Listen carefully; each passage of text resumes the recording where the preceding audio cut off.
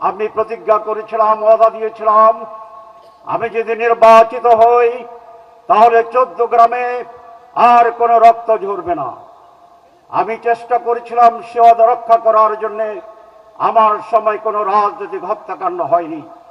আমি বলেছিলাম এখানে দলে দলে রাজনৈতিক দলগুলোর ভিতরে কোন্দল হবে না। আমার সময় সেটা আমি থামিয়ে দিয়েছিলাম, আপনারা জানেন। আমি ওয়াদা করেছিলাম এখানে সকল দলের সহাবস্থান থাকবে, সেটা আমি বিরাজমান রেখেছিলাম সে সময়ে। আর একটি কথা আমি আপনাদের কাছে বলেছিলাম যে আমি 14 গ্রামে উন্নয়নের জন্য আমার সর্বত্র সর্ব জায়গায় সব কিছু দিয়ে উজাড় করে আমি চেষ্টা করব। আমি গুরুত্ব দিয়েছিলাম এমন কিছু উন্নয়নের জন্য যেগুলো সাধারণভাবে সকল সংসদ সদস্যের পক্ষে করা সম্ভব হয় না। বড় বড় প্রজেক্টগুলো করার চেষ্টা করেছিলাম। যেমন আজকে যেখানে আমরা বসে আছি, এইটা একটি পৌরসভা। এই পৌরসভা আমার সময় করা হয়েছিল। এইটি বাংলাদেশের এখন 1 নম্বর পৌরসভা। আমি গুরুত্ব দিয়েছিলাম হাসপাতালকে আধুনিক এবং বৃহৎ করার জন্য। 25 শয্যার হাসপাতাল আমার সময়ে 50 শয্যার হাসপাতালে রূপান্তরিত হয়েছিল। আমার সময়ে সেখানে কালিকাপুরে একটি অচল হাসপাতাল ছিল, আমি সেটাকে চালু করেছি, আপনারা জানেন। আমি চেষ্টা করেছিলাম 14 গ্রামে ফায়ার ব্রিগেড স্টেশন ছিল না, প্রায় আগুন লেগে যেত, ধ্বংস হয়ে যেত। আমি এই একটু দূরেই ফায়ার ব্রিগেড স্টেশন স্থাপন করেছিলাম।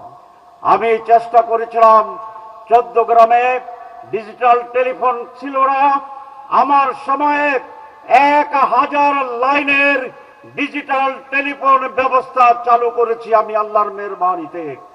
আপনারা জানেন বাংলাদেশে একটি বৃহৎ আকারের রাস্তা আছে শাহ ফখরুদ্দিন রোড, তার প্রায় 45 কিলোমিটার এই 14 গ্রামে পড়েছে, যেটি ঢাকা চট্টগ্রাম এই যে পাশের হাইওয়ে তার প্যারালাল।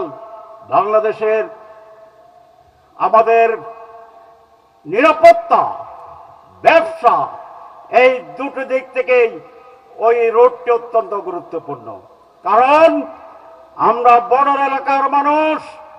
আগরতলা থেকে লংরেঞ্জ কামানের গোলা যদি ছড়ে তাহলে ঢাকা চট্টগ্রামের আয় হয়ে অচল হয়ে যাবে।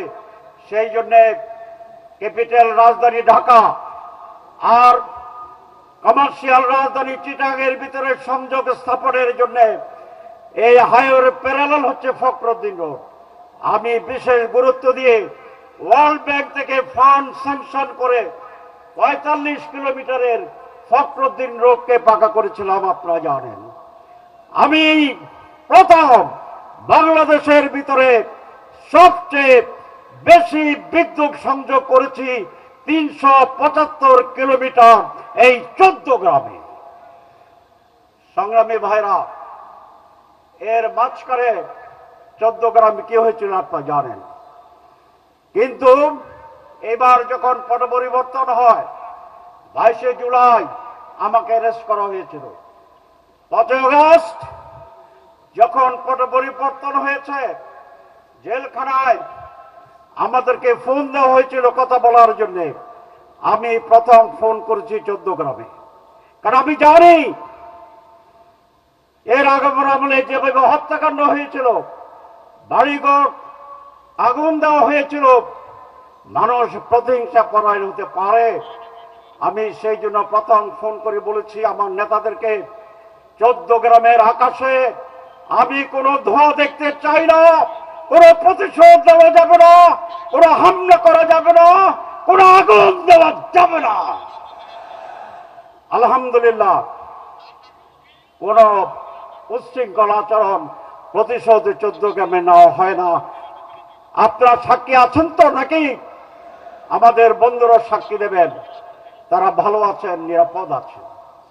কারণ আমি 14 গ্রামে কোন দলীয় দৃষ্টিভঙ্গি থেকে মানুষকে দেখি না। এখানে যারা বিএনপি করেন তারা আমার ভাই, এখানে যারা জামাত করেন তারা আমার ভাই, এখানে যারা অন্যান্য ইসলামী আন্দোলন করেন তারা আমার ভাই, এখানে যারা অন্য দল করেন তারা আমার ভাই, আমার প্রতিবেশী। আমরা বিভিন্ন রাজনীতি করার অধিকার সকলের আছে। যিনি বিএনপি করেন আপনি অবশ্যই বিএনপি করবেন, যিনি অন্য দল করেন তার অন্য দল করার অধিকার আছে। কিন্তু 14 গ্রাম হিসেবে আমরা সকলে ঐক্যবদ্ধ থাকব। আমি নিশ্চয় জানি আজকে এখানে যারা আপনারা আছেন তারা সকলে জামাত ইসলামী করেন না। আজকে সকল প্রাক্তন চেয়ারম্যানরা এখানে আছেন, এখানে অনেকে আছেন যারা বিএনপি করেন, এখানে অনেকে আছেন যারা অন্য দল করেন, কিন্তু সকলে আমার স্টেজে আছে, কারণ তারা সকলে আমার ভাই আর আমি তাদের সকলের তাহের ভাই। আমি একটা ইমোশনাল হয়ে পড়েছি। আমি আজকে সেই কথাটি বলতে চাই, আমি আপনাদেরকে কখনোই দলীয় দৃষ্টিভঙ্গি থেকে দেখব না ইনশাআল্লাহ। 14 গ্রামে এমপি কোন দলের প্রতিনিধি নন। আপনি দল করেন, কিন্তু এমপির ভোট দিতে হবে তাকে যিনি সমগ্র মানুষের কল্যাণ করতে পারবে।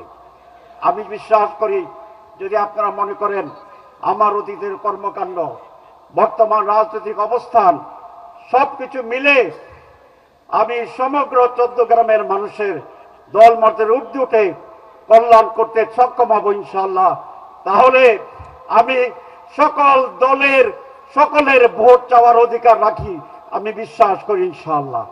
আমি সকলে দলমত নির্বিশেষে দাঁড়িপাল্লা মার্কায় ভোট দেবেন এই আহ্বান জানিয়ে আমি আর বক্তব্য শেষ করছি। আমি সকল অতিথিদেরকে 14 গ্রামবাসীর পক্ষ থেকে ধন্যবাদ জানাচ্ছি। আসসালামু আলাইকুম ওয়া রাহমাতুল্লাহি ওয়া বারাকাতুহু।